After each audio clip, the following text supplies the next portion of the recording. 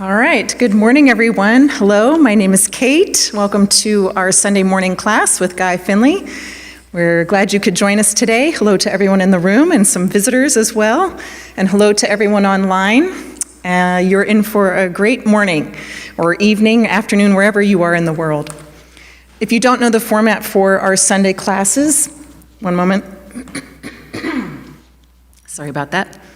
In just a moment, Guy is going to come on and he'll give an hour-long talk, and then we'll take a very short break, 5-minute break, and we'll come back for part 2 of class, which is an open Q&A dialogue discussion time with all of you in the room, all of you online, and I'll tell you more about that when we get to that point. Let's see, I'm going to make this really quick. I think let's just check our cell phones if you're in the room, if you brought a cell phone in with you, and just make sure that it's off or in silent mode. And for you online, if you have any tech issues during the broadcast, you know that you can reach out to us in the question area if you're on GoToWebinar, or the chat area on any of the other social media outlets there. You can send a question or a comment or whatever you need let's see, what is it? support@guyfinley.org. And I'll get that behind the scenes and I'll try to help you. But I think we're ready to get started with class. So, I did want to say one other thing. It's that time of year here in Oregon where the power often goes out, and it has been going out a lot in the last 24 hours. So we're hoping that it's going to stay stable today, but as you know online, if it does go out, just keep trying to go back to, refresh the page that you're on. Stay with us on GoToWebinar. We'll try to get it all back up and running in some form or another, and if it doesn't work out, we will have the replay and we'll post that later after class today. All right, let's go ahead and get started. I'm going to read the title for today and the key lesson that Guy has written for us. So here's the topic. Save years of useless struggle with one unthinkable insight. Here's the key lesson. Every shocking revelation we are given to see and to realize, if we will, as true about our present nature is, at its heart, an unseen act of mercy. It is the herald of an order of higher understanding, unimaginable to the human mind.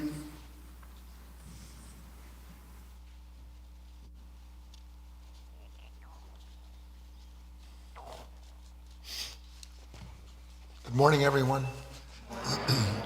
And welcome to all of you who are joining us online. If you're with us live, then you'll be welcome and invited to participate in a certain portion of what I expect will be some of our study material today, where we will all contribute to the understanding of everyone involved, and you'll understand what that means when we get there.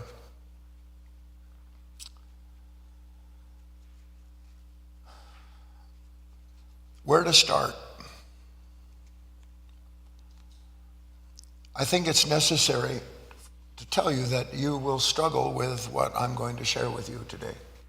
Not that you don't usually struggle anyway. But there are some topics that are so difficult for us as the way we are now, our present level of consciousness, so difficult for us to even consider the truth of certain things. And yet, if you can examine your own life, as I would ask you to do, what have been the most telling moments, the most transformative moments in your life, other than the most shocking ones? Isn't that true?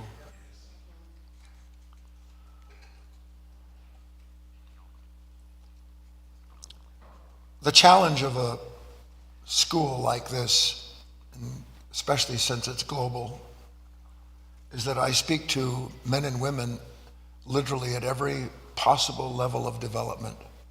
There are those who are joining us who hope to hear a secret that will make them $1 billion and a world leader of some kind. Then there are those who are beginning to see how useless such a desire is, and they've scaled back their struggles to something more manageable. And then there are those for whom this talk is mostly intended, but it will help anyone who will listen to start understanding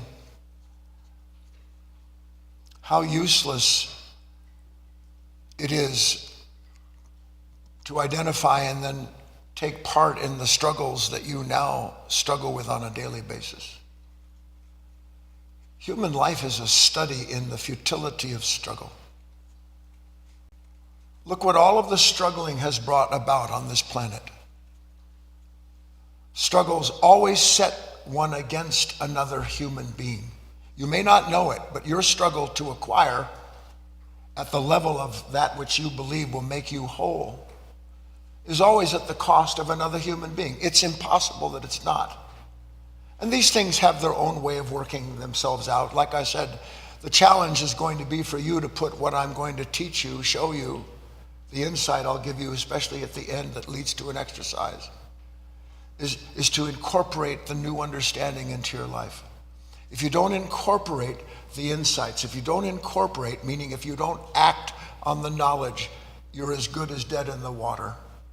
It's no use whatsoever for you to take in something that you like or reject something you don't, and then wait for the next box of popcorn to feed yourself while life rolls by on the screen of your consciousness.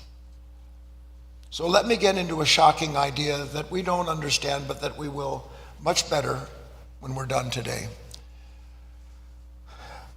St. Paul said, "We do not struggle with flesh and blood, but we struggle with powers and principalities." We've spoken of it before. We're going to look at it more deeply. We don't struggle with flesh and blood, but with powers and principalities. What are our struggles with? Our struggles are with flesh and blood. What I am, what I have, what I want, what I fear I might lose. And it never dawns on me that all of those struggles are a way in which my attention has been deflected into a useless struggle with a world that I have no authority over whatsoever. Why? Because the idea that we struggle with powers and principalities means that while on one hand I'm in this life, I watch the creatures on my property struggle with the heat, struggle with the absence of food, struggle with themselves. I watch students, I watch men and women, I watch the news, struggle, struggle, struggle, fight, fight, kill, kill. Never suspecting that the struggles that they have been given to make do not originate with them.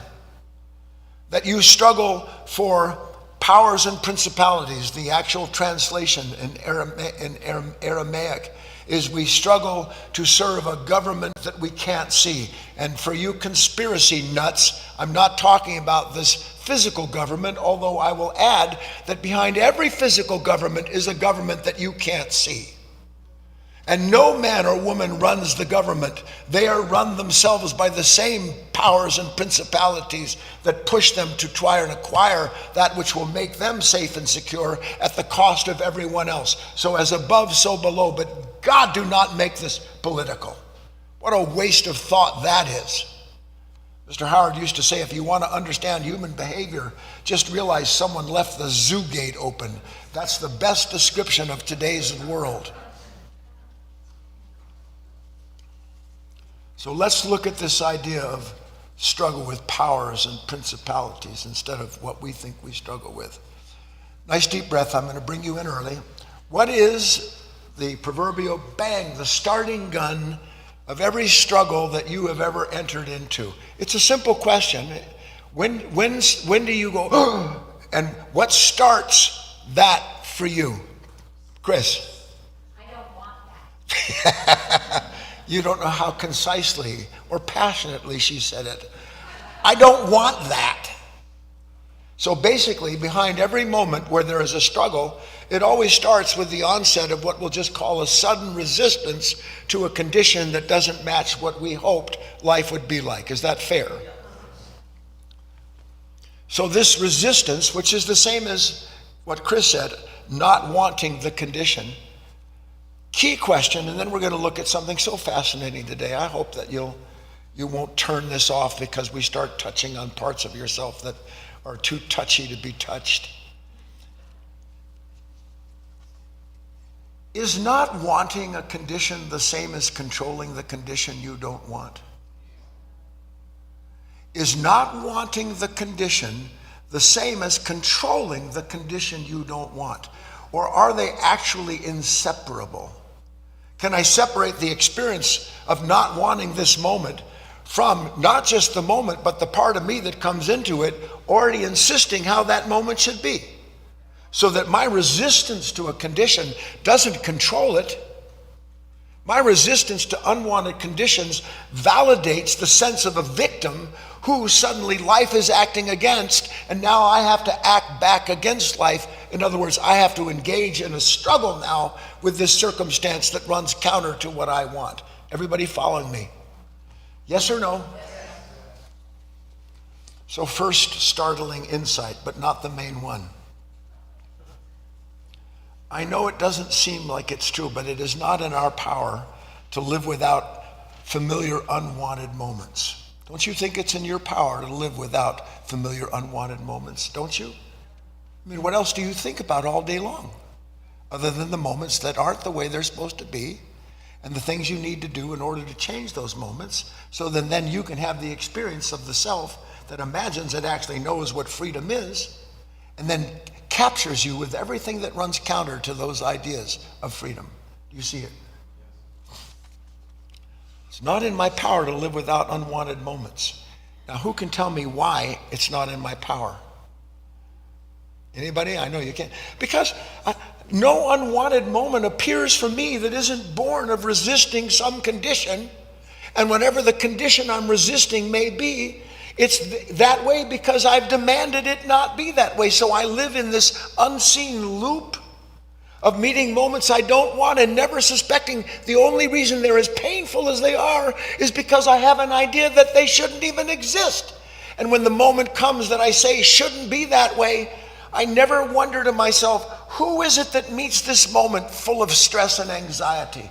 Who is it that's struggling with this moment to change a condition? Listen, that the last time I met a moment like that, I imagined the new condition that would liberate me from the struggle, and now I'm struggling to prove or protect the new condition I imagined.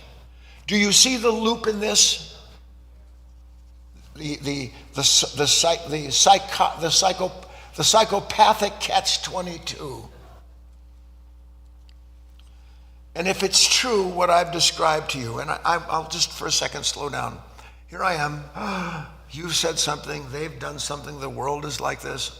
Oh my God, instantaneous resistance, I don't want this, yes? And what is it that I don't want? My mind says the condition is the problem and the source of my conflict. But the real source of conflict is my demand that the moment not be the way I've imagined it, because it threatens my identity.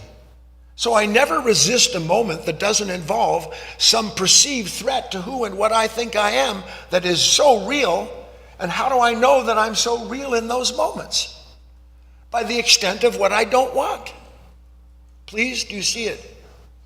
Now, if that's true, which it is, and I have to keep going, I ask you, to what end does it serve to be drawn into a prolonged, useless struggle of any kind? This is our problem, all of us. I was born in a world where I was fed the notion that if you just struggle enough, you're going to succeed. That's the world that I was born into.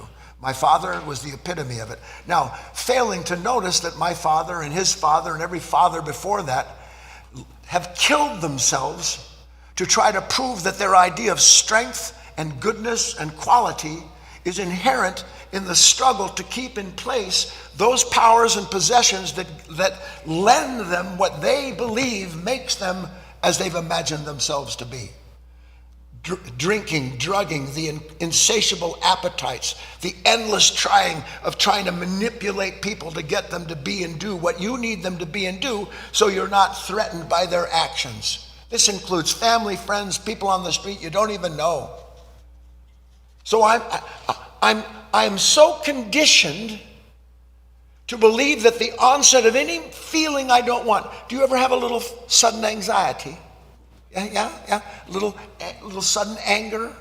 Anybody? Little sudden guilt. Or suddenly I'm sitting at home. Oh God! Look at the clock.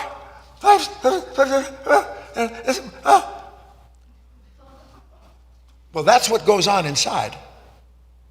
So here I am, and suddenly I'm filled with resistance. But I'm not aware of the resistance itself. What I'm aware of is the condition the resistance blames for what it calls my reality in that moment. And now I must get out and change reality. I must somehow or other do a number of things that will get me through proving to myself that I am, in fact, in charge of my life, and that to be in charge of my life requires that I struggle with these conditions. That's what I was taught. How about you?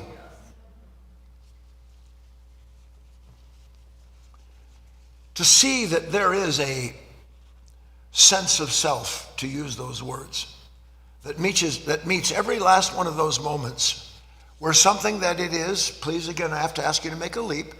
Can I resist a moment that doesn't threaten something I'm attached to and dependent on? Or is resistance the very nature of pointing out that I am attached and dependent on something? Do you understand the question? So the resistance is the instantaneous feeling of a threat. I don't want that. Why? Because it threatens something I'm identified with. And the moment I feel that threat of something that I'm identified, then this resistance and the mind that brings it up, what is the next thing it does? It simply starts to struggle with the choices that that reaction produces, and then out of those choices come up with a new thing that it imagines is going to free it from the old thing. But the old thing it's trying to free itself from was the last new thing that it met. And so it just runs in these hamster-like wheels, believing that somehow or other that this resistance to an unwanted moment actually proves the value of the moment that I don't want. The resistance to an unwanted moment proves to me that that moment is worth protecting, suffering over, and at all costs, whatever it takes to enter into, and then I ask you to see it, though I know it's not clear yet, a life and death struggle to change or control what we have imagined threatens us. When you're sitting at home, how many of you ever sit at home and your mind just runs you ragged? You know what I'm talking about. What about this? Well, that's true. What about that? That is a possibility. I know it's a possibility. And you're in a conversation with yourself, struggling with what? Can you see that all of that thinking is a struggle? Can you? And the purpose of all that thinking is to do what? To bring an end to the struggle born of believing that somehow or other this thought nature, with its proclivity to attachment and dependency, derivative identity, that same nature that creates an identity can escape the identity it's created if it just thinks about it enough. So the question I always like to ask is, how's that going so far? Not very good. And wrap up the first part. So habitually ingrained in us is really a kind of a clarion battle call. You know, in the old days, they blow the horns, and hold the flags out. A clarion call. You must go to battle for the sake of what you are given to see in that moment is at risk.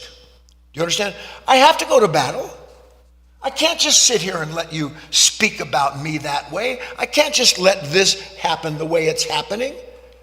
I have a responsibility. I have a battle that has to be fought. And what am I listening to in that moment where my mind is telling me, it is your responsibility to get here and struggle and suffer over that struggle? What am I listening to in that moment? What has called me to that battle? Fear.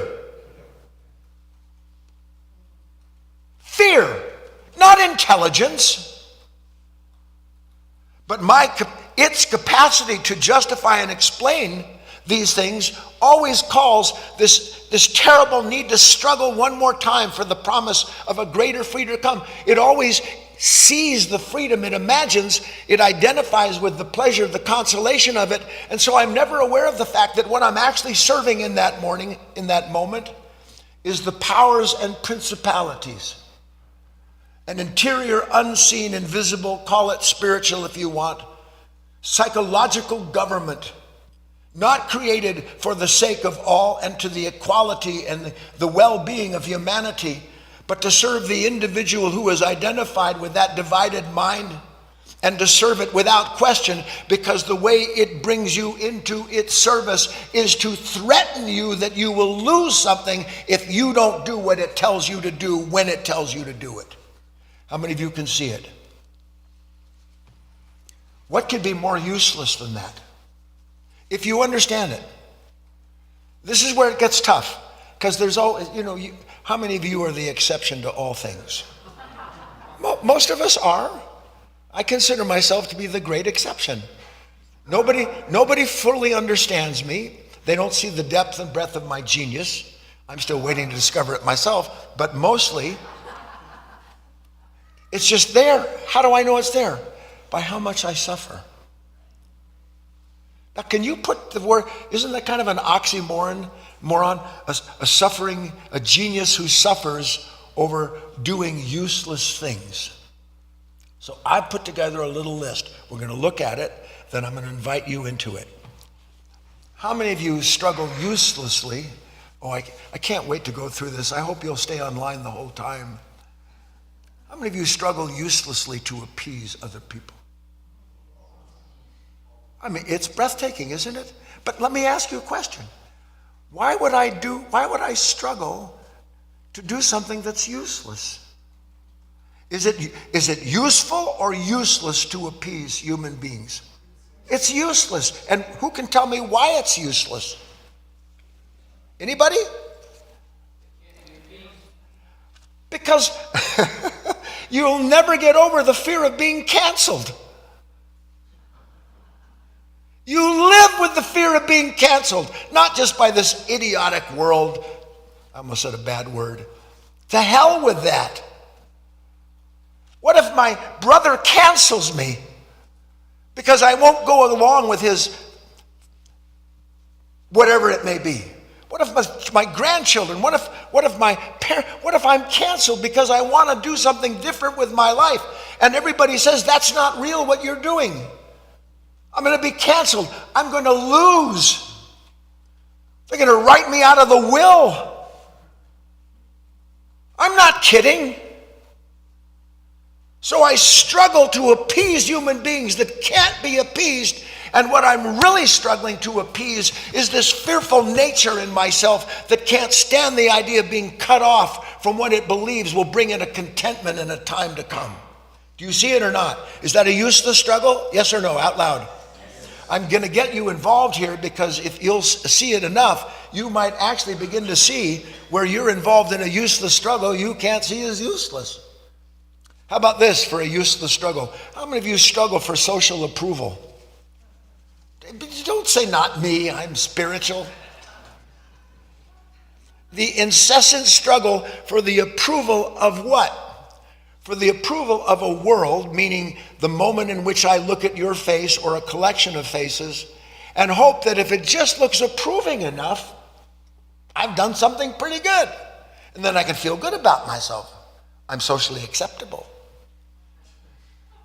But wait for that moment where you've gathered all of this social acceptability, sold your soul for it, by the way, that people might like you, which they can't. Talk about another useless activity, trying to get people to like you. What they like is what you do for them and what you can give them. That's what they like about you. Not that, well, I was going to say not that you don't have something likable, but I don't want to tell lies in this class. We all have something likable in us. It's hard to find, but it's there. How about the useless struggle of revisiting some painful moment? That's a tough one, isn't it? Tell me the usefulness of revisiting the past, that when you revisit it, you're filled with pain.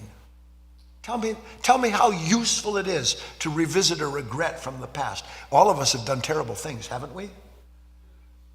What is the usefulness of revisiting the regret? What is it that tells me it's useful to do that? Let's start with that. What tells me it's useful to revisit the past? Anybody? Ellen? Believing I can change. If I just think about it enough, I might have a different relationship to it. But it never dawns on me that the nature that's thinking about the past is the past it's thinking about. so that it literally experiences the content of itself, and the more it experiences the unwanted content of itself, the more it struggles to escape the content that it has relived. Can you see how useless that is? How about the uselessness? Talk about today. How many of you struggle uselessly to change people that set you off?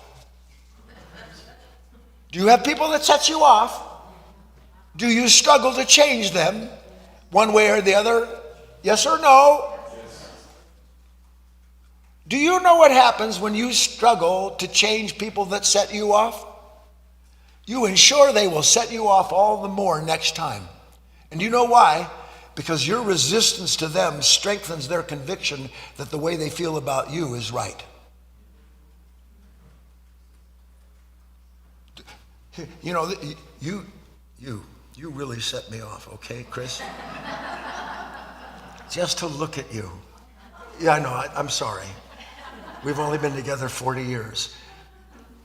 So is it true or not? You can just think about somebody and get set off. Isn't that amazing? And when I get set off by somebody that I didn't, by the way, who wants to live with someone who at every opportunity reminds you of something you don't want to think about? Because it does that, doesn't it? So something reminds me of someone who sets me off. And the minute I'm reminded of someone who sets me off, what am I then set to do inside of myself? Find all the associated thoughts and feelings that justify the negativity I feel. And the more negativity I feel through unconscious association, the more I resist what and who it is I believe that has set me off. But they're not even there. So is it useless to try to change people that set you off? Is it useful or useless? Are you sure? So that means the next time that you run into someone who sets you off, or some moment that sets you off, you'll understand, you know what, this is absolutely useless. I'm not going to do it. Is that going to happen? But it could. You can understand that, can't you? That's all we're looking for. We're not looking for some grand epiphany that's suddenly going to transform you and we can all hug and sing kumbaya. We're looking for these moments where a little bit of light can come into a darkened consciousness and reveal to it something of the content of itself. So that in that split second, a true change can occur, but not one that I brought about, but one that I was willing to go through to bring into myself that moment of shocking revelation that we started this key lesson with. Please, everybody? So what about you, ever so quickly? What's something that you uselessly struggle with? Uselessly struggle with to prove myself right. I uselessly struggle defending myself. How many of you defend yourselves? And by the way, you don't, there's no, I need to defend myself right now. It's what you say, and then boom, the defense is on. The struggle to prove the other person wrong can't exist without my certainty they don't see my perfection. Who else has a struggle? Patricia. Struggle with worry. I struggle with worry. Talk about a useless struggle. What is it that you worry about? A time to come.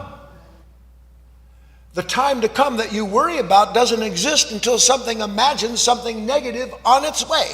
So that worrying over something is the misappropriated use of imagination. And in the misappropriation of imagination, the condition I imagine it's going to be bad, and now I'm a mess. And so the more I struggle with what I worry about, the more I ensure that the thing I'm worrying about is actually going to take place. That's a fact. How many of you rush? Any rushers here? Tell me what's useful about rushing. I'm not talking about in your car driving like a maniac. I mean sitting at home, chewing at light speed your food while you think through something that needs to get done tomorrow. Is rushing useful? Out loud? So do you understand what we're doing? We're actually sowing a little bit at some point an understanding that you haven't understood, because you keep doing what is useless, believing it will lead to something useful. How about, this is a tricky one. Well, I'll ask you. Let's get some more. Anybody else? Ellen. Make myself not feel guilty.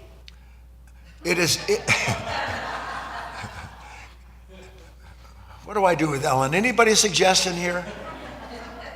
Ellen said, I'm always struggling to figure out how I cannot be guilty of what my mind is accusing me of. Can you ever save yourself from a mind that never stops accusing you and then proving to you by your past experiences that you're right to be punished and you are guilty, and therefore now you must serve what? What are you given to serve when you feel guilty? Come on. A sense of self that then needs to justify, or I'm serving the thing that I'm judged by. I set myself up for judgment, believing that if I just judge myself severely enough, somehow that's going to one day free me from all the things that needs to be judged in me. Yes or no? I better go on. So basically, we've just proven that most of our life is useless.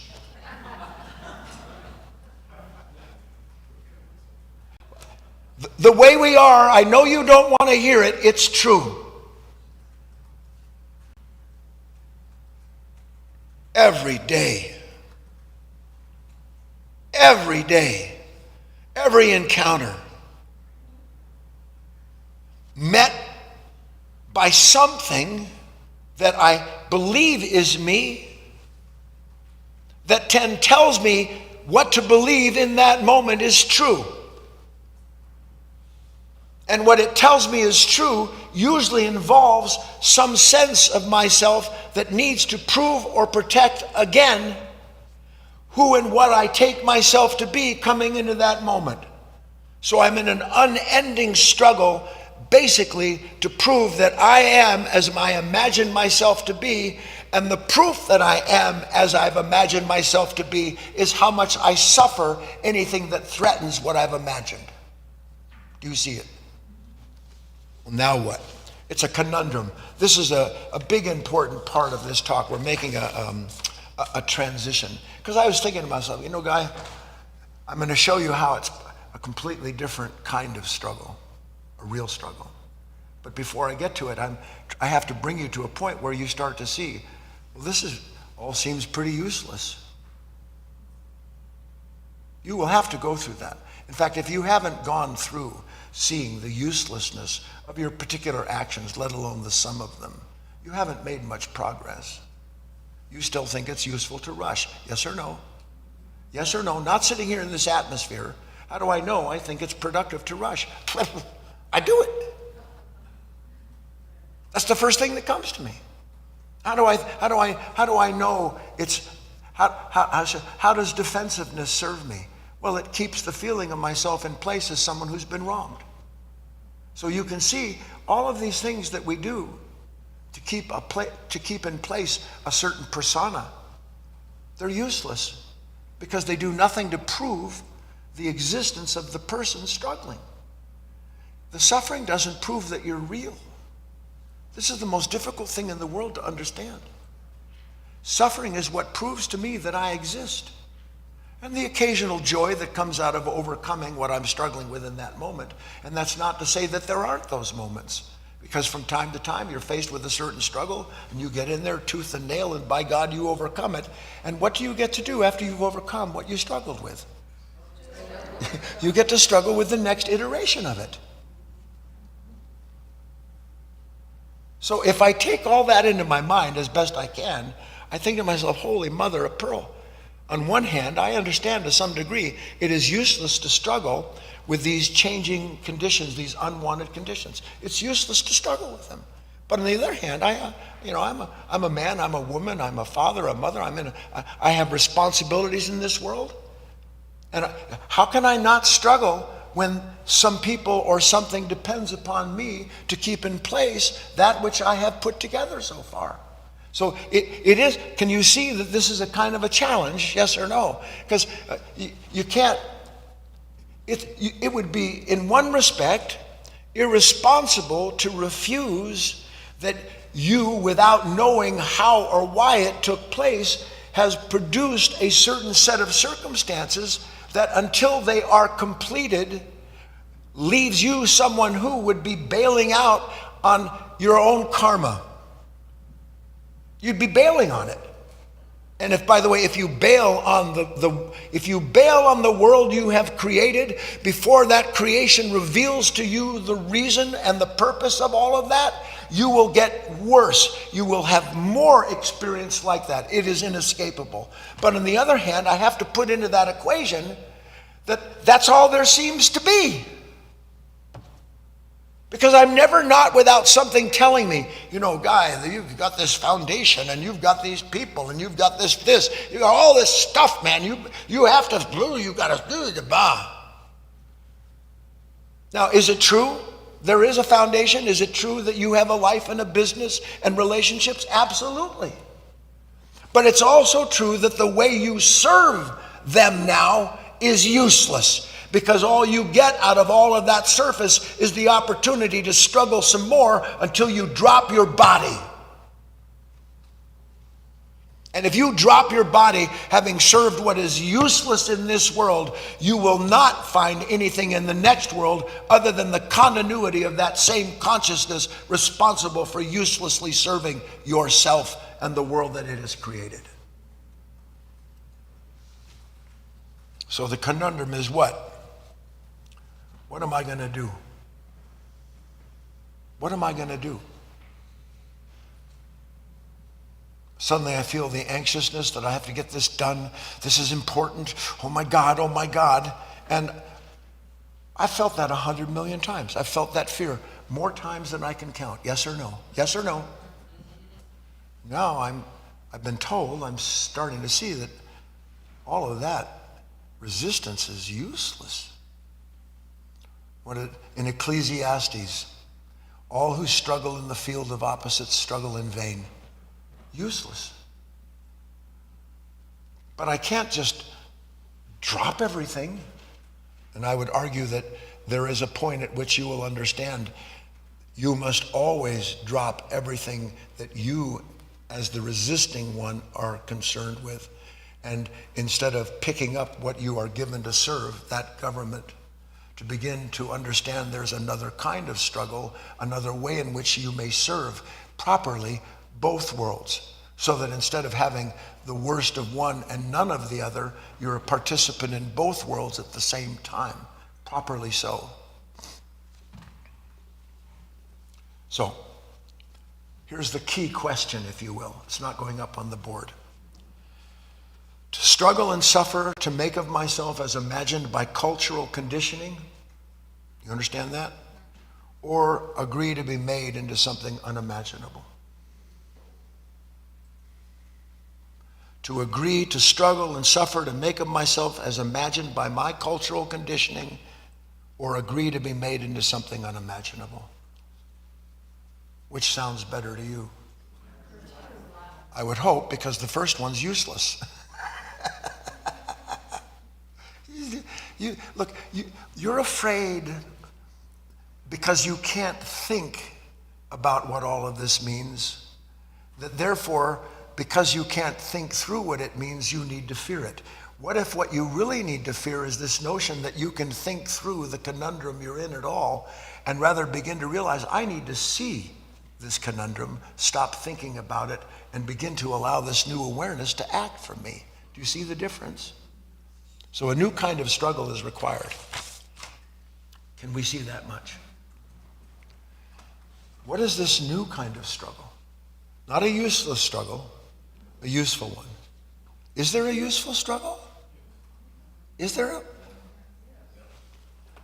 Bring up the second key lesson, if you will, please, and then we're going to get into something fascinating. Second key lesson. It is impossible to move past any unwanted experience in life without transcending the unconscious nature that wants us to struggle with it.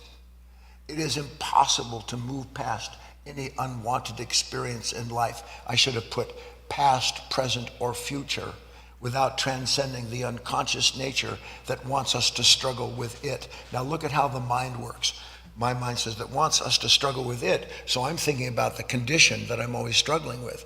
That is not the struggle. The struggle is not with the condition.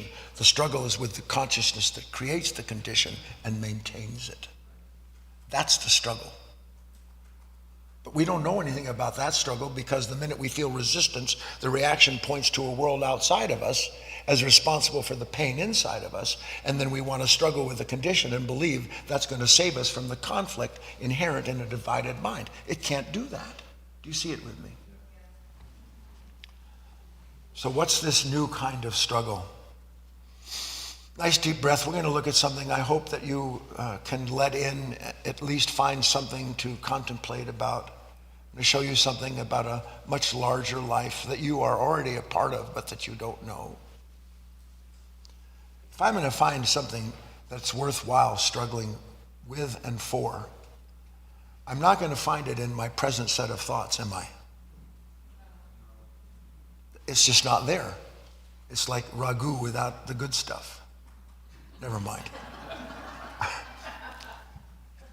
I'm not going to find it.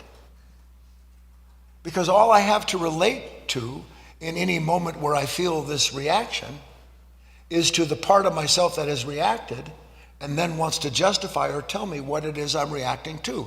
So literally, I meet the moment that's present and I am brought into the service of something past that produces the explanation for the present, and it tells me, having understood this, here's your choices to make. And then I always make the choices, which we know are binary, basically always fight or flight, basically.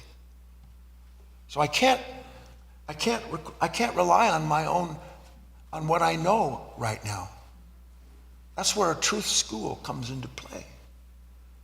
That's why if there's any real truth schools, real nourishing soul matter, it always involves introducing you to some kind of new self-knowledge, something that when you read it, you may not understand it at first. You hear it, you might go, I kind of get it, but what does that mean?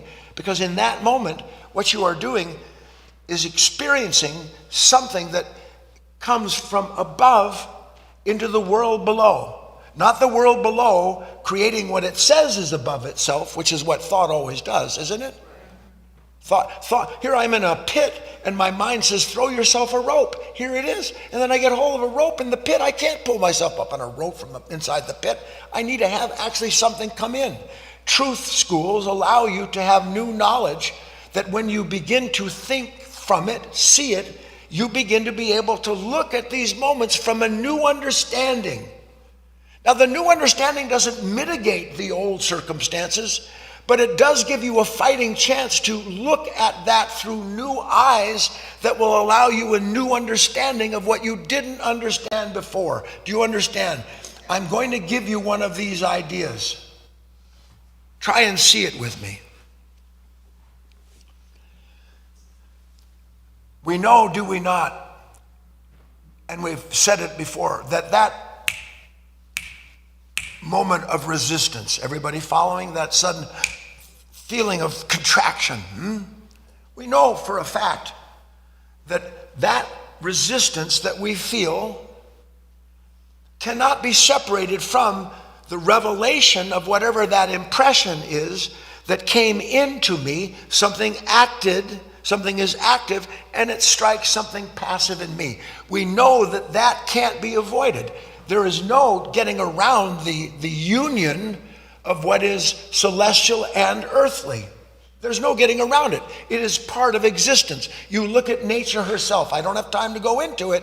You can see that when the sunlight hits the blade of grass suddenly has a certain form of resistance to the activity of the sun, but at the same time it releases that resistance so it can be made something new and give birth to the next iteration of whatever that relationship has conceived. Please, yes? Resistance is an indicator of an initial struggle. Resistance is the indicator of an initial struggle. Is there not a struggle? Can you see how much the immensity of the struggle of the universe itself? Everything acting and being acted on, everything that is acted on by certain laws resists what acts on it, but by other laws releases that resistance and is made into something new, and that the whole thing is like this beautiful celestial circulation in which everything is constantly acted on and being changed, and what is changed then acts on the next thing. You can see this, can you not, please? But resistance is inherent in that circulation, isn't it? Please? So this resistance is indicative of an initial struggle that exists between impersonal powers. Impersonal powers. And if you can get that, how many of you can get that far? Here, something's acting. I don't know what the heck is acting. I think I do. That's part of my problem. But something has happened, and it's brought up this resistance in me. And I'm convinced by my present relationship, my conditioned relationship to the onset of this resistance, I'm conditioned to believe that that resistance proves that something is threatening me. But if you understand what we're looking at, that initial resistance is not your struggle.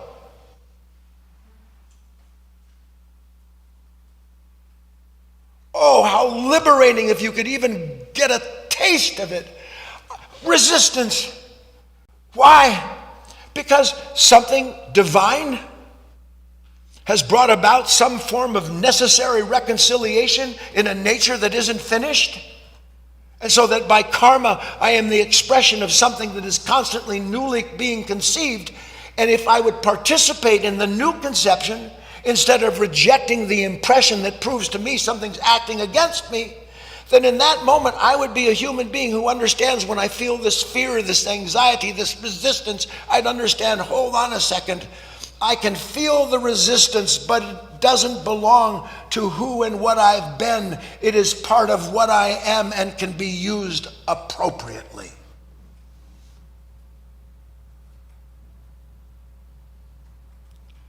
Do you know how much power there is in the moment when he maketh the sun to shine on good and evil alike? Do you know how much energy is in the moment when creation brings about an intersection between opposing forces, and in the intersection of those opposing forces, an initial resistance, and then out of that resistance, a birth. A birth. Not the continuity of the thing that resists, but the transformation of it by its willingness, which is under law, it can't choose otherwise, by its willingness to accept what is acted on it.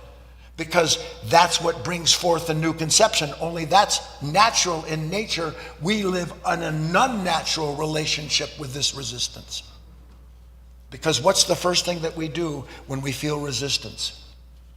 Listen to this. I struggle to ensure I can struggle again later.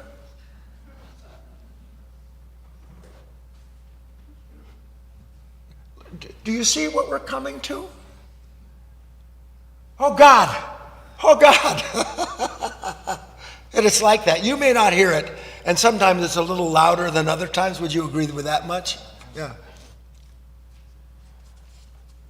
This is a bit of a stretch, but one day you won't say, oh God, you'll say, oh God. Wow. I didn't know I'd spent my whole life struggling uselessly to try to protect something that can't be protected, to try to prove something real that can't be proven real. And then I've lived with all of this pain, these arguments, this self-centeredness, this self-pity, this guilt. I've lived with all of these things on our list that for the longest time I thought were useful, and now I understand they're not useful at all. They are what? Say it out loud.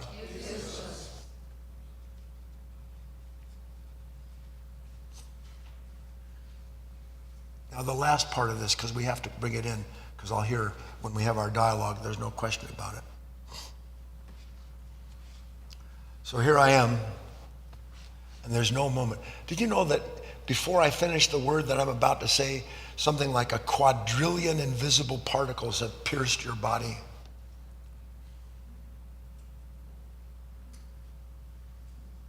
It's just a stream, a river of these celestial particles, that the universe itself, our solar system, everything is in a conversation. And here I am, and I like some things that it talks about and some things I don't. Because I'm all on board when Jupiter aligns with Mars. But when the moon is in the 7th house and goes against Uranus, boom. Not me. Not me. I'm more important. I have more important things that need to be attended to other than the nourishment and the awakening of my own soul.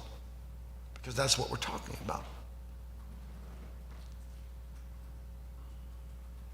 Now, when the sunlight hits the leaf, we're not aware of it, and it's difficult to use these terms, but I can tell you it's a fact. At the moment of any creation, in the moment of any creation, there is suffering. There is no creation without suffering.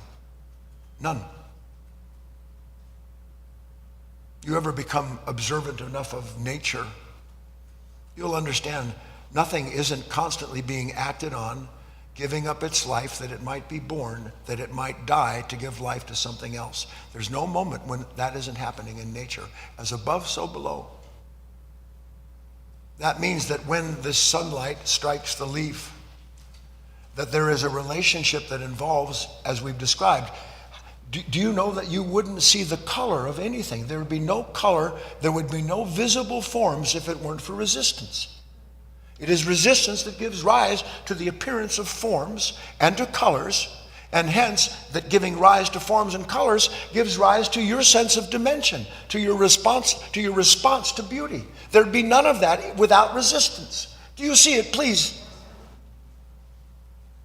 And yet in that resistance there's suffering.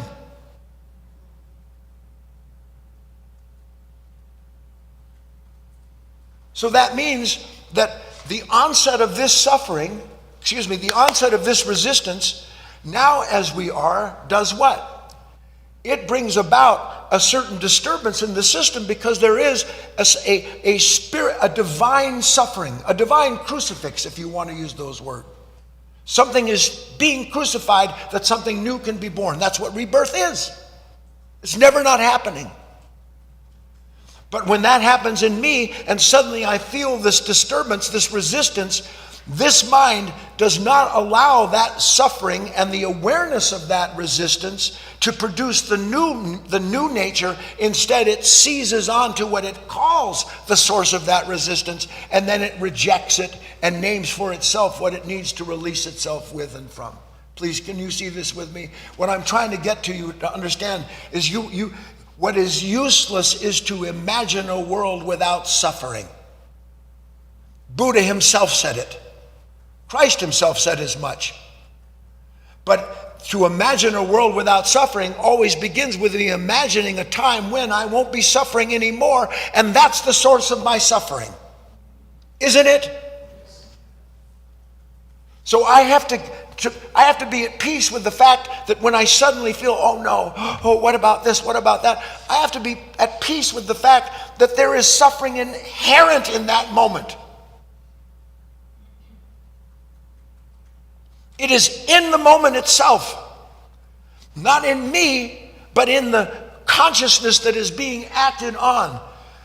Thy will be done on earth as it is in heaven. That a new kingdom can come, a new order of being can be born. All of that is describing this moment where, instead of uselessly resisting the moment and struggling to change it according to our conditioned ideas of what's right, we accept and understand the real task isn't to continue to protect and prove as real what can't be proven as real. The real task is to struggle to see and discover the truth of that moment so that I use those moments in my life. Here's the exercise part. Can you think of something that you do consistently, that you think about, go through, that is for you personally useless, that you've seen to some extent you see it as useless? Yes or no?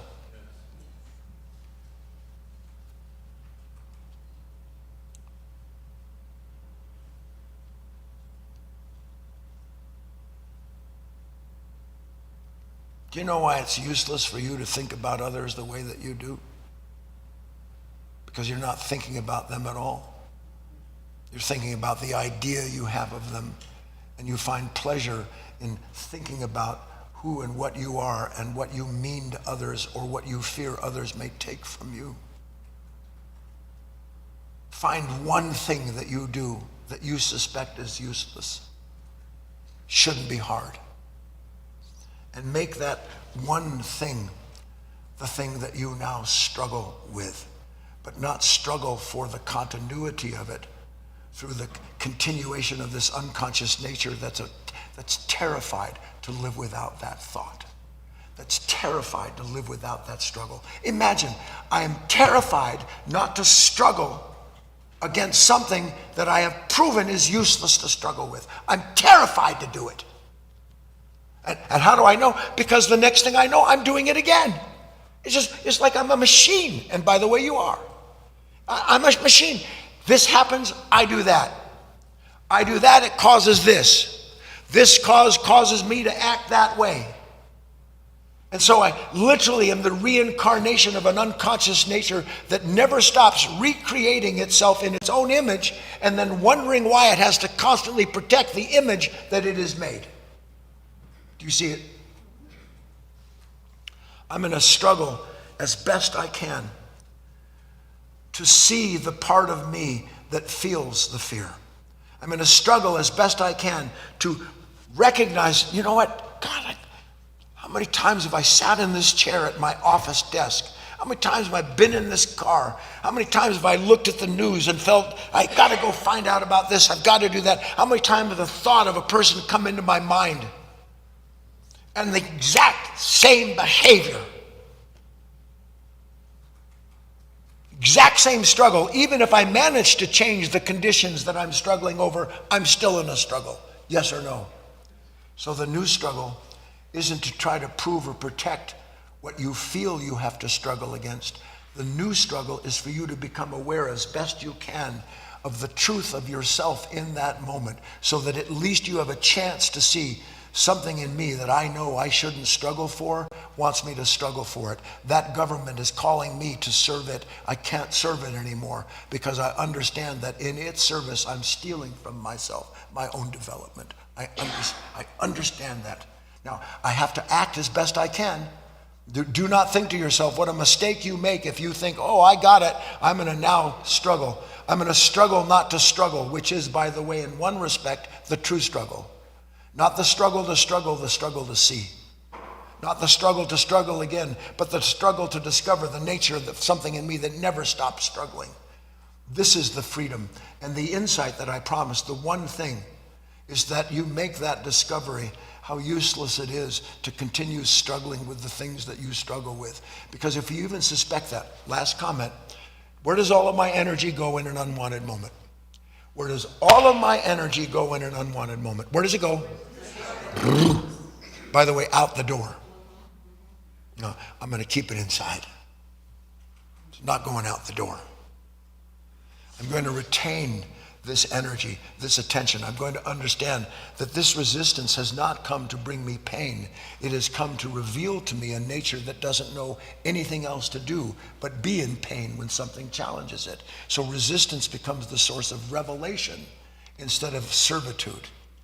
Do you understand this? Will you work at this? Let's take a break. We'll come back and have our dialogue.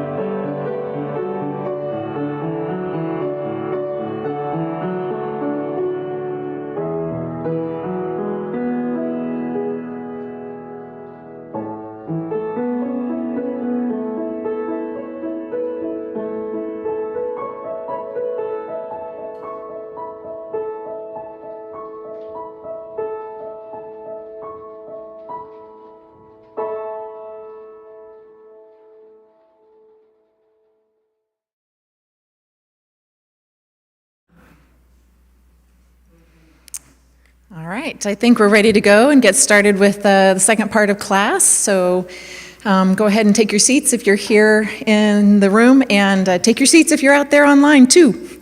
So now we have, well gosh, let's see, we have quite a bit of time. We have almost an hour, if need be, for a Q&A with Guy. So you know the drill in the room. If you want to come up and speak at the mic, you can do that at any time. No need to wait for anything, just come on up. And if you're online and you want to talk to Guy on GoToWebinar, you can raise your hand and I'll see you in the queue and I'll unmute you and you can speak with him. And if you're on any of the other platforms or even on GoToWebinar as well and you just want to send in a comment or question, you can do that in the chat or question area and I'll read it for you. So we'll go ahead and get started here in just a second. I just wanted to make one quick announcement. If you're not on our newsletter list, that's a great way to stay up to date with what's going on here at the foundation. And I'm going to just show a quick little thing here on the screen for our GoToWebinar folks. There it is.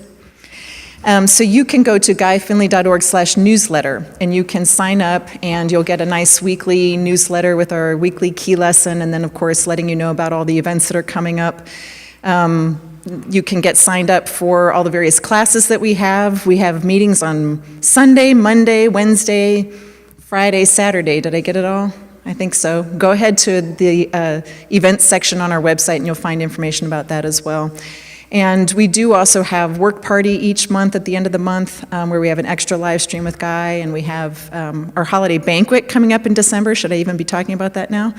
Probably. So yeah, if you want to come visit, you'll find out more information on our website. And again, just get on our newsletter and you'll stay up to date. All right, so we are ready to get started. Guy, I have one written question, but do you have any comments you want to start with? I do have a couple comments. Everybody in, Wayne? Yes.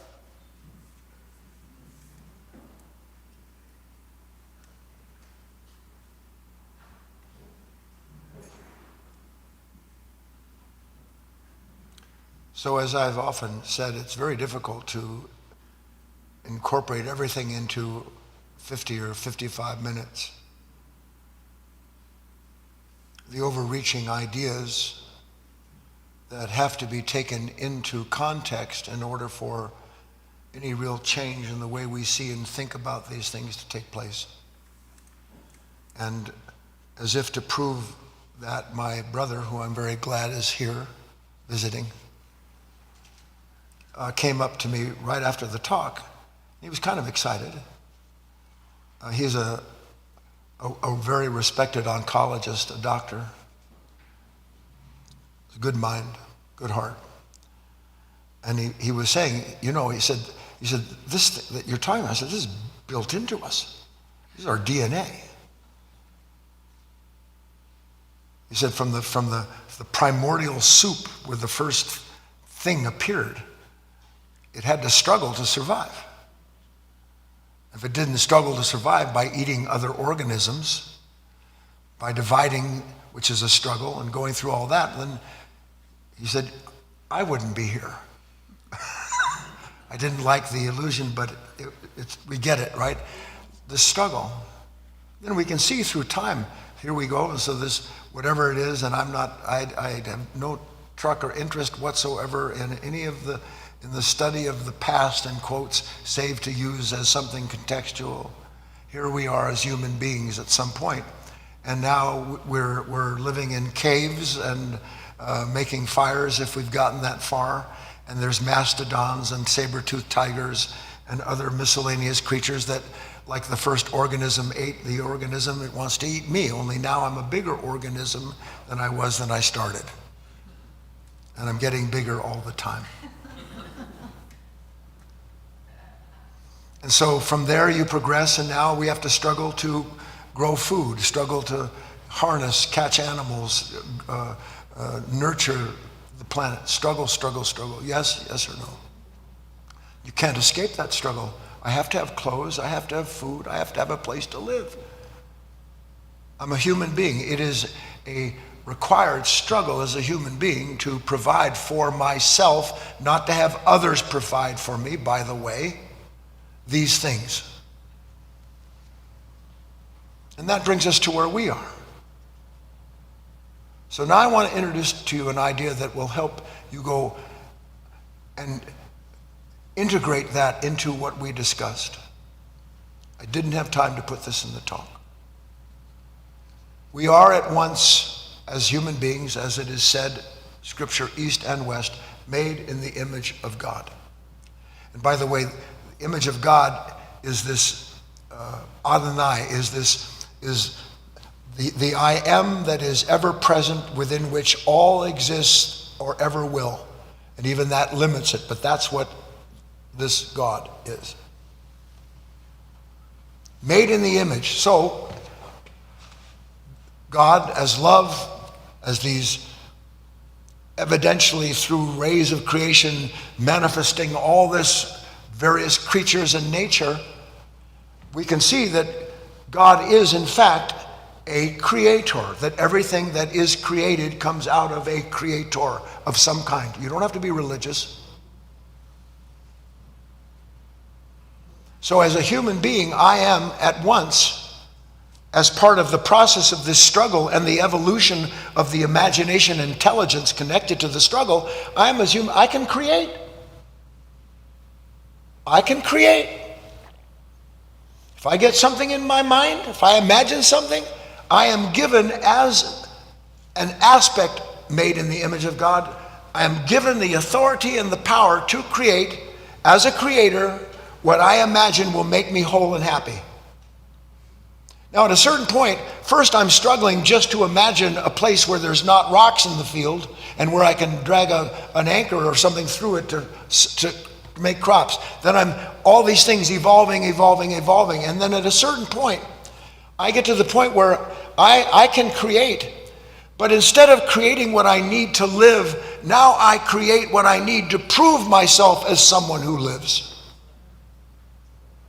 Now, everything about my struggle has nothing to do with simply being a human being, serving a greater purpose as I'm intended to. Instead, everything about my life serves the point of what I've imagined the point of my existence is. And it was never me that imagined the point of my existence. It was this conditioned nature that evolved, that devolved into the idea that somehow or other more of what I struggle to have will give me some way to struggle less later. But I don't struggle less later. Instead, I struggle to protect everything that I thought I needed in order to prove that I'm real and valid as a human being. So I struggle to keep myself from being canceled by climbing some ladder that finally I'll reach where I'll be free. That's the point.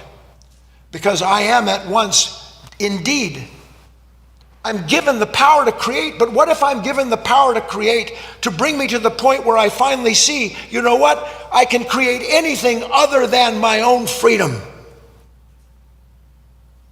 I can create anything other than love. I can't create love. I can't create compassion. I can act it out. I can be an instrument. But if I think I'm the instrument of love and compassion, it's not love and compassion that I'm the instrument. I'm the instrument of someone who wants to be seen as loving and compassionate.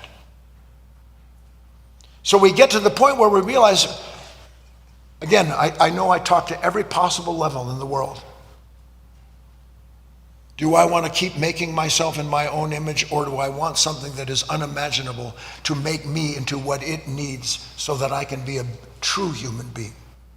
Stop being this selfish, inconsiderate, impatient person that I am. Driven. You don't know what it's like not to be driven yet. You don't. Something happens, thought seizes you, you're driven to act out what it tells you you have to do to ensure that whatever it was threatened isn't. But you're not meant to be a driven human being. Human beings are not meant to be driven, whipped along. And I'm whipped along in the service of my own creation. Because I never knew that the more I created and became identified with it, the more I would have to struggle to protect that sense of self. It's not part of the way this mind works. So I am endowed with the capacity to be a creator, but first and foremost, I am a creation. Before I am a creator, I am a creation. And until I understand the purpose of being a creation, I will think that the purpose of my life is to serve what I have created. never suspecting that everything I've created is what my father tried to create and what his father tried to create, on down through time, the gradual evolution of a necessity to struggle to survive into the struggle to prove myself as real and valuable as I imagine myself to be. Okay. All right, now's the time when you can come up if you're in the room. I do have 3 written questions. I'm going to start us off here with a question that came in from Hal. Oh, here, let me get it to you, Guy, just a second. I got to get back. I've been out of town. I got to get back in my game here. All right, there we go. All right, Hal says, yes, you are right that we uselessly struggle. So what are the tools to de-escalate the trigger to have to defend or even care? Hi, Hallie. How do I say this to you? This is how our mind works. I want to de-escalate the problem. What if I just see the problem is something in me that wants to have a life that it says has de-escalated my pain? You can't de-escalate resistance. It's impossible. But what you can understand is that instead of letting that pain escalate itself into some escapade by which I'm trying to save myself, I can recognize at the onset of that moment, Hallie, that I can feel it. Did you get, we call it nowadays, these are the words, triggered, canceled. And that's fine, new language for a new time, I suppose. But what if in the moment of that sudden resistance being triggered, I have at least a little bit of understanding, if nothing else, that causes just a moment of doubt. Not doubting the condition, but doubting the sense of self that has been resurrected again by a similar situation and is ready to fight. What if I, in that moment, Hallie, what if I thought to myself, you know what, here I am. I want to get in there. That person, they always say the same thing. It irritates me so much. Why do they talk about these stupid, do you sit with people who talk about stupid things? Do you? Of course you do. You never think to yourself that you're one of those stupid people talking about stupid things. But others, they're so stupid, they keep reliving the same stuff. Why can't they see the way they are? And in that moment, I am acting out a form of struggle, not with you, but with the idea that I'm different than you are. And if I'm judging you, I'm not different than you are. I am you, but don't see it. So everything hinges on the moment of suddenly becoming aware of this disturbance, this contraction, stress, strain, anxiety, fear, whatever you want to call it. Everything hinges on the moment of that split second of awareness where instead of allowing the resistance to turn into some form of insistence, I use the resistance. I sit back in the energy of that moment and use it as the revealing force it is. Resistance reveals. Resistance reveals. What does resistance reveal? What is concealed the moment before. Resistance reveals what was concealed the moment before. If it weren't for the sunlight being resisted by the tree, you wouldn't see it. And it looks to us like it's a solid form. I better not get into this too deeply. I don't want to lose you. You look at a tree, that's a real tree. That's a solid tree. It's not a solid tree. That is a tree that is coming out of emptiness into somethingness endlessly. Because it is endlessly, the matter of it, invisible, dark matter, is being acted on by light and bringing about through that relationship the appearance of something that we say, that, by God, that's real. And in this world, in quotes, it is real. But in the world we're talking about, where we want to live and understand, we need to see that this is an unending process of creation, and that the only thing wrong with the creation is that I, as a creation of myself, want to make something out of it. I hope that helps, Hallie. On we go.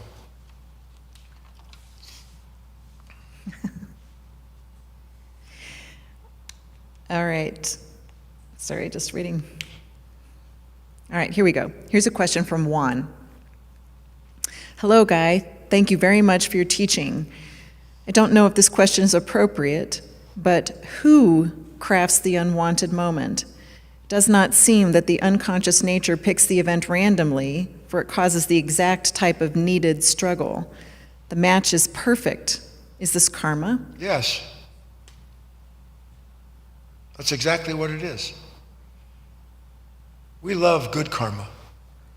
Chocolate karma, vanilla karma. But oh, the minute something goes wrong, that has nothing to do with me. When things go wrong, does it have anything to do with you? Does it? Hell no. Not me. You.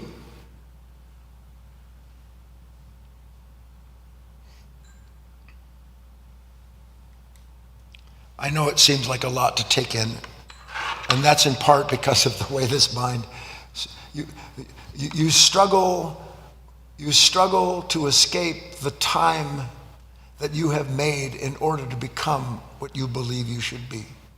You struggle with the time that you have made. There is no psychological time save for becoming and wanting to be that other than I am or more of what I've imagined myself to be. So everything I think about, Juan, everything I imagine is always about becoming in a time yet to be where I won't be what I am or I'll have more of what I want to be. So this mind creates the image. The image creates the illusion of a distance between the mind that has imagined what it has and what it has to do to acquire that. And there this time and space, distance between myself and what awaits me when I will at last be free. So in the very creation of that time that this mind makes, so that it can be the traveler, so that it can be the one who's going to make it somewhere, in the very creation of that, I have caused, if you want, a certain disturbance in the force. An incomplete action, which that's what thought is, creates an incomplete response, an incomplete result. All incomplete results have to be reconciled by the greater intelligence that is the source of this creative energy. So it is endlessly balancing itself, but we don't think to ourselves when we run into an unwanted moment that this moment is because I have unfinished business. That's the last thing that occurs to me. That this moment of pain is because I have yet to finish the understanding of this nature that created the condition when it imagined itself being something else. I don't see it, but you can. See, that's the beauty of it. You're created to see it. Just like, imagine, in fact, let's just do it. I'm looking at you and I'm aware of myself seeing you. Can you look at me and be aware of yourself seeing me? See, that's undivided attention for a split second. No thought in it, just seeing. You are created to see. And that would be the same thing with every single moment of your life. So instead of seeing what you don't want to see and then seeing what you need to do to get rid of what you don't want to see, you would see the self that doesn't want things to be the way they are. And then you would know who you are not. And it is in the exploration and finally the clarity of seeing that you begin to, what did Christ say? One must lose their life to find it. It's in that, only in that you begin to become what you are meant to become every moment. Not in a time to come, but time is canceled, and in timelessness is where you and your true nature lives.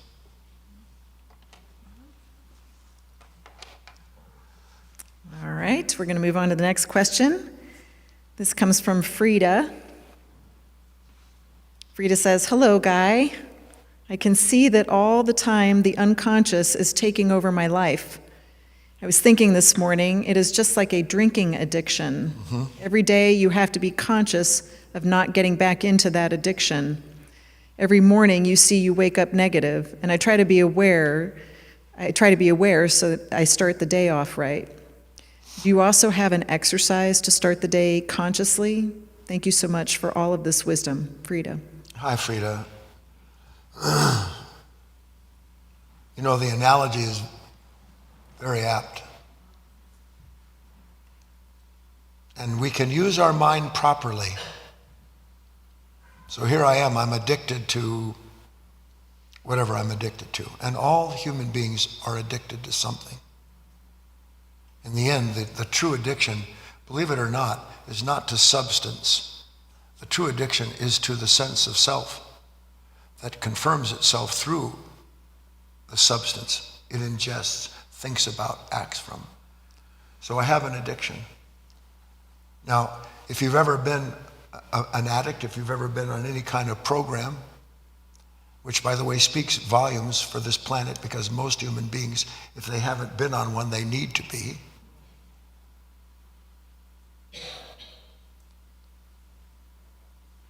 They realize that I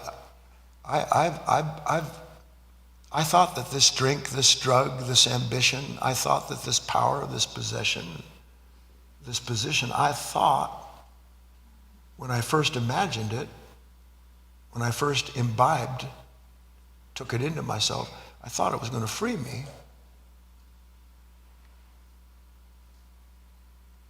And I wish my brother hadn't left the room.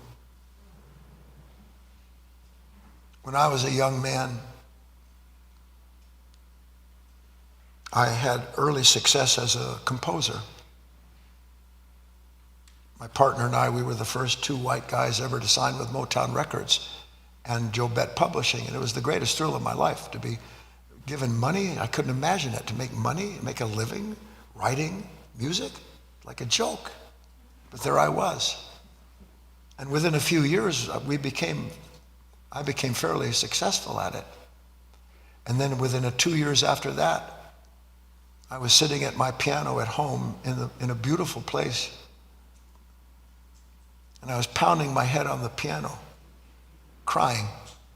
You know why? Because the thing that I was so sure, the struggle that I made to free myself through my career, I was now a captive of the career that I thought would free me.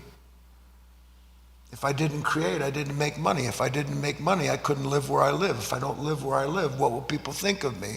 And if people think badly of me, then what was the purpose of the whole exercise? And so I'm sitting there and I realized, Jesus, I've become a slave. But not a slave to music. There was nothing wrong with the love of music and the struggle to become a better musician. What was mistaken was the sense of self, again, that begins with a struggle to be a creator, to love something and give life to it, to someone who believes their life depends upon them creating something. And at that point, you're dead in the water. And unless you know you're dead in the water, then you spend your life like the rest of the people that I saw who never saw that, who wind up sitting at parties and licking the feet of other human beings so they can get the next advantage. And I couldn't do it. Not because there was some wisdom in me, I just couldn't do it.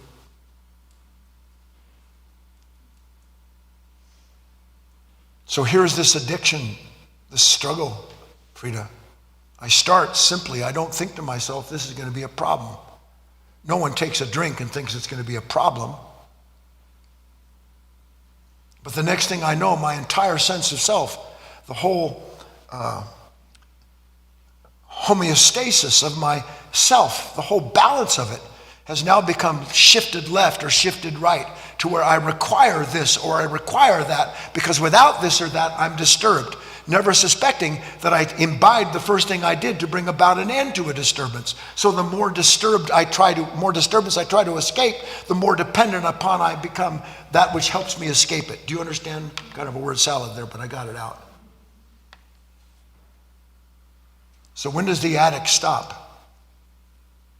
When he sees that not only is it useless to continue doing that, useless to appease people, useless to judge myself, useless to be anxious, useless to worry about the future for the sake of myself, useless. As the addict sees that, what happens to the addict? He recognizes my life has been taken over by not flesh and blood, but by powers and principalities. My life has been taken over by a government I didn't know existed, and now I'm in servitude to it. And the revolution begins, the true revolution begins, which isn't against something, but to be for something new that you see as the true thing that needs to be served. So Frida, the addiction ends as we see the depth and the breadth of it. And only then, because only then do you realize what it is that is addicted and that you can't be a part of it anymore. And then a new kind of struggle. Yeah, I have to wake up. I have to realize as soon as I sit down, something is already telling me what I have to. In fact, do you know, how many of you wake up in the morning and think to yourself, after 12 hours sleep, I need another 8? You know what I'm saying. It's hard to get out of bed sometimes, isn't it? Why is it hard to get out of bed? Because without knowing it, your mind struggled all night. Your mind struggles all night. It's like a creature that's been let loose. But it's not meant to be let loose. You're meant to loose yourself from it by understanding it. That's enough of that. I'm going to read one more question that came in from Rebecca, and then I'm going to open it up to the room here. So here are some comments from Rebecca. I feel the truth in the idea that humans weren't intended to struggle to achieve the dog-eat-dog accomplishments idolized by what is called the developed world.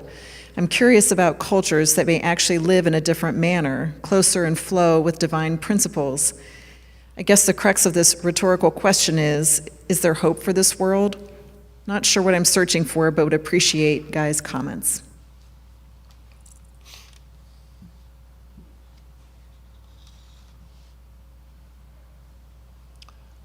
In the New Testament, when Christ said, I am the light of this world, and most of you know this because I've said it before, the Aramaic translation of I am the light of this world is, I am that which comes to reveal to humanity the content of their consciousness so that they may begin the process of struggling, if you want, for something other than serving it. I am that which reveals. That's what light does, isn't it? Love reveals. What does love reveal? Everything that isn't loving. So is there hope for the world? Absolutely there's hope for the world. But I wouldn't look to the world for hope. You won't find it there. What you'll find, again, you'll find our hopes are in things seen. What man hopes for things unseen, for things seen. Our hopes must be in what is unseen, in what is yet to be revealed as concealed. So you, Rebecca, and I know this is stunning, believe me, I feel it myself if I ever genuflect. I can't be the hope of this world. What a mess.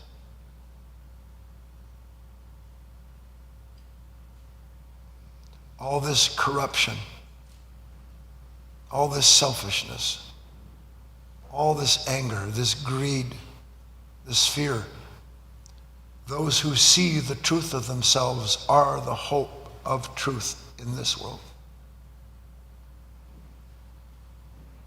But to see these things isn't enough, because seeing is the beginning of separating the wheat from the chaff. So now I understand something wants to drag me more deeply into that world of that struggle to prove itself, what it tries to prove itself, and I can't do it.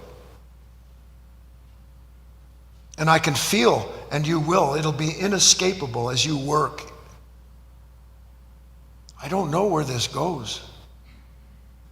Mr. Howard used to say that at a certain point in an aspirant's life, he's exactly like someone who has left the world but not reached the other kingdom, the next world, so that he or she sits suspended between two worlds.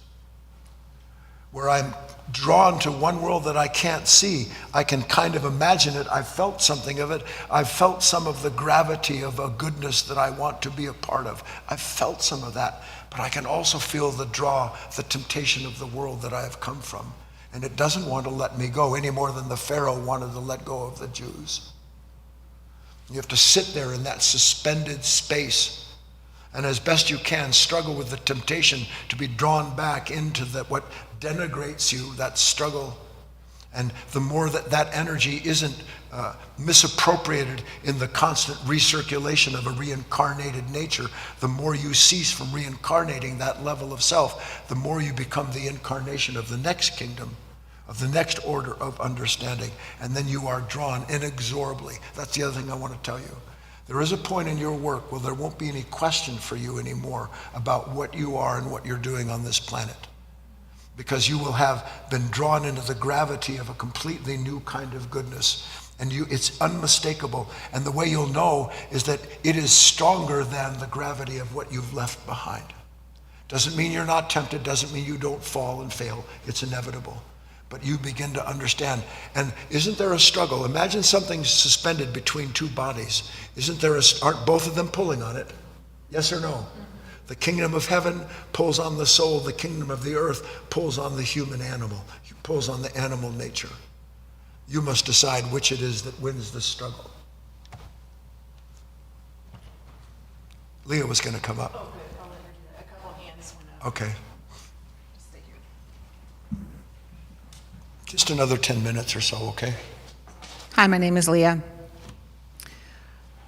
Something came together for me this morning with the question and then the analogy of an addict. And I had heard this morning Krishnamurti saying that, similar to what you were talking about, the hardest thing for a human to do is open looking and open listening. And the open listening seems easier because it's easier to be engaged in a conversation. It's more active to truly listen openly with someone. But open looking, Leah just comes in as soon as the beautiful sunset is there.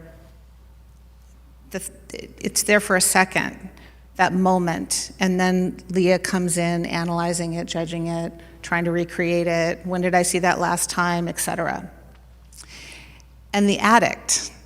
So what came together for me is Leah loves sugar, and when this body is not consuming the carbs and sugar that it wants, there's a physical just drive, need.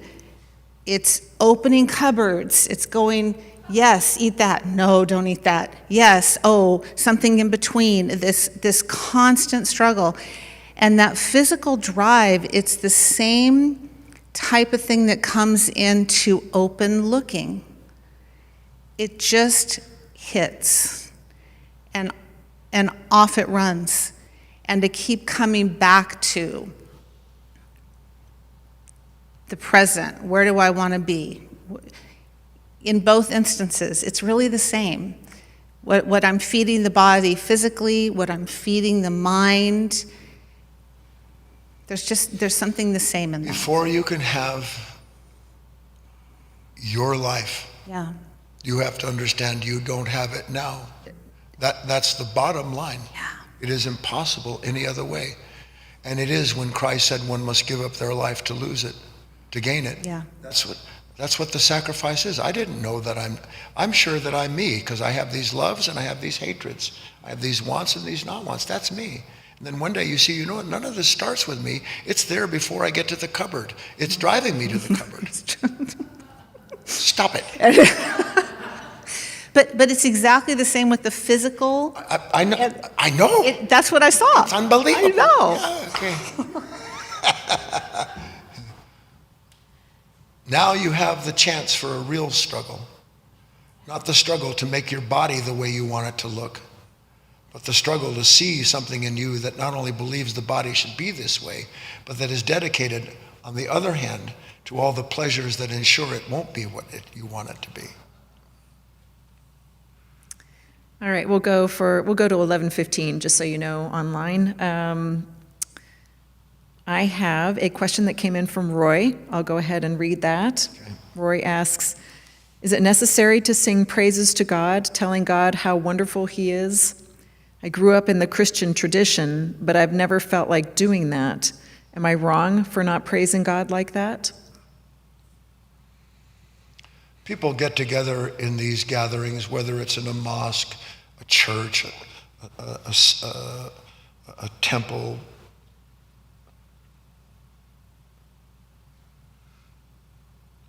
for the momentary sensation of being placed on a wave of sensation.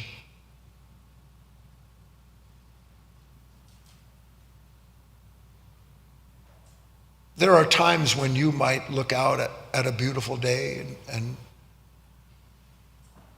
think to yourself, God, look at all this. For whom was this made? knowing that nobody else sees it.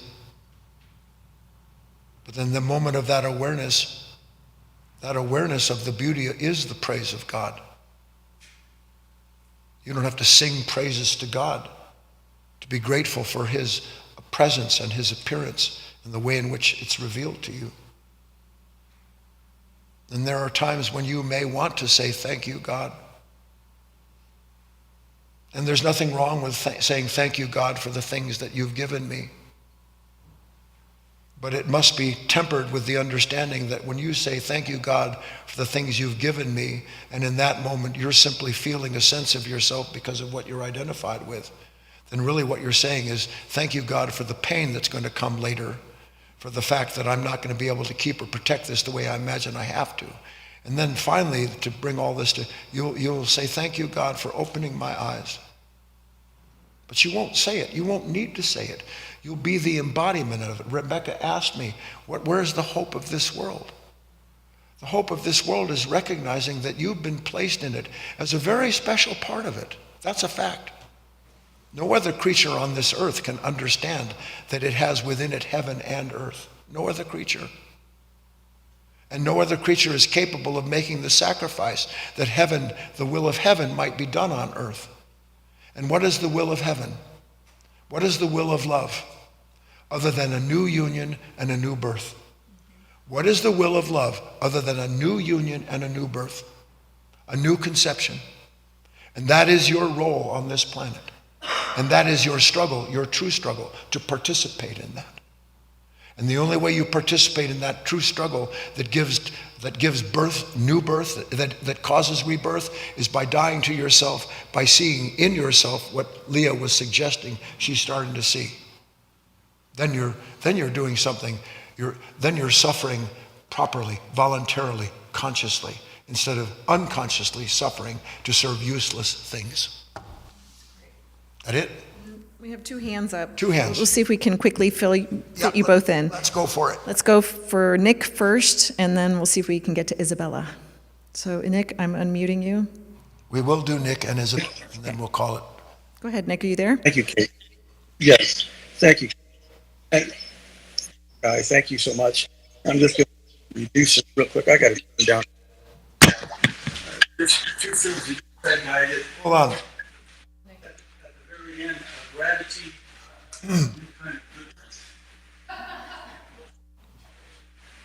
Having a problem with the sound. Yeah, Nick, I'm not sure if you can hear us, but there's something odd going on your end. So see if you can just sit still and talk directly into your phone or computer. Why don't you go ahead and try again? I'll tell you what, yeah. You can cancel me out there. Cancel me out, and I'll just. Nick, I'm going to stop you. Sorry, we're not able to hear you. Write your comments to me, and I'll get them to Guy after class. All right, let's do that. Thank you so much.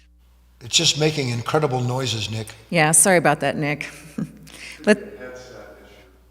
Oh, yeah, Nick, if you're wearing a headset, next time try not using that. I'll get with you on by email. Let's go to Isabella. Let's see how hers is. Go ahead, Isabella. Hi, can you guys hear me okay? Perfect. Are you there? Yes? I'm on my AirPods, so I don't know if you can hear me too. Like, yes! I hear you, Isabella, but Heidi, okay. can you switch to looking at Guy? Switch the That camera. was good. Go ahead, Isabella. Okay. All right, will do. So I have three quick things. First thing, energy is always apparent because I've been sitting here for the last, hour or two with you, and the bunnies have been away from me. And as soon as I put up my hand to talk to you, the bunnies are both on the couch struggling for attention. So that was one thing that are you hearing me? Oh, yeah. My computer's going in and out. You're fine. Okay. I know you're there with So the second thing is, I could relate to Leah because my addiction is books, and I feel the need to always gain more, get more. I need this knowledge, and then it helps to realize that no, the knowledge is inside me. I don't really have to keep filling that addiction. And the third thing is, I just wanted to say thank you, because I was also raised with the idea that I had to struggle, and I wasn't going to be anything or do anything correctly unless I struggled to get there. And, you know, I have opportunities coming up, and just to be able to sit with that. And, you know, my mind wants to tell me, well, it's going to be more struggle. You're just going to have to struggle more. And I'm getting older, and I'm like, well, do I have the energy for that? And when you said that the resistance, as soon as we look at that our energy goes out the door. So listen, Yeah. write this down, and this is important, I think, for everybody.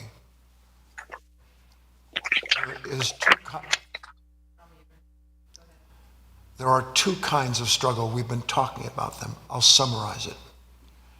There is the struggle to confirm, and then there's the struggle to clarify. Sometimes you have to do both. But at the end, if the struggle is to clarify, she's saying there's new opportunities. I feel drawn to them. I don't want to negate something that, listen, that entering into the struggle, if I enter into it properly, I'm going to learn something about myself. Struggle is what happens when some limitation that we don't know resides within us meets something that says, can we change you? Can we expand this? Can we move past this limitation? Can this limitation be take transition to something that transforms you? Can the limitation be transformed? That's what struggles are about. But at a certain point, if I don't recognize that that has a certain lifespan, and that when I come to the end of that, if I try to keep in place the thing that I struggled to begin with, then I'm no longer using that as a clarification. Now I'm using it as the continuity, a continuity for myself. So that's it. Here's the struggle. Well, I don't, it's a conundrum. I don't know what to do. Don't do anything. Get into it. Go for it. But see the difference between struggling to confirm some image of yourself versus the struggle to clarify the need for that image and the sense of self derived from it. Do you understand the difference? That's an important distinction, Isabella. I hope you were able to get it. That's it. Does anybody want to come up and speak? Because we can have one or two, otherwise we'll close the... Come on, Terry. You stay with us for a minute or so if you like, and take part of the conversation. Hi, everyone. My name is Terry. I had this impression the other day, and it kind of fits along with this talk, so I just thought I'd get up here and share it. So it's hot here, and so I often bike early in the morning. No cars, no nothing. It's all quiet. It's lovely. And we have a lot of thrift stores here in town, and there's this one called Booth Street. And as I was riding past it, I had this impression, you know, because it wasn't opened or anything, right? And so they had a fence around the things, and they have tables laid out because it's outside stuff, you know, the glasses and plates and everything. And on top of the fence, they had that twisted barbed wire protecting the junk. And I was just like, okay, either there's something else going on in there that they're protecting, or they highly value that junk. And I just had that feeling that that's the same thing, that's Terry's consciousness. She highly values these images and beliefs that she didn't even give herself. But on the same token, I was thinking, like, what good is like those glasses or those plates if they're just sitting on that table, being protected? There's no value in that at all, right? That, you know, if the cup's going to be used, it's going to be used by someone for its proper use. Same thing with these images and beliefs. They are meant to be used properly, not just sit in this consciousness, but to actually be transformed in the moment, struggled with in the moment, so that something new can come out of that.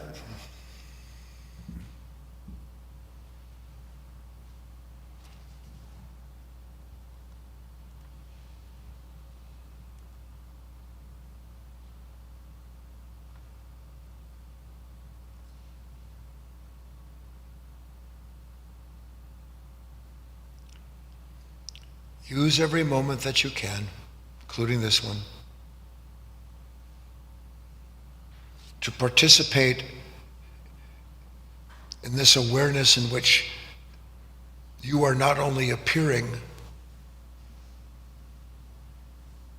but in which likewise you can allow that moment to cause that sense of self to disappear. So that you are and you are not.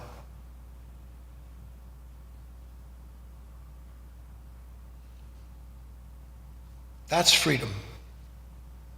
Then you can listen openly, you can see openly. Because you haven't closed yourself off with this incessant, habituated, hellish need to consider yourself in every single moment that takes place. You can learn to consider something else. That's what this work is. I'll see you on Wednesday.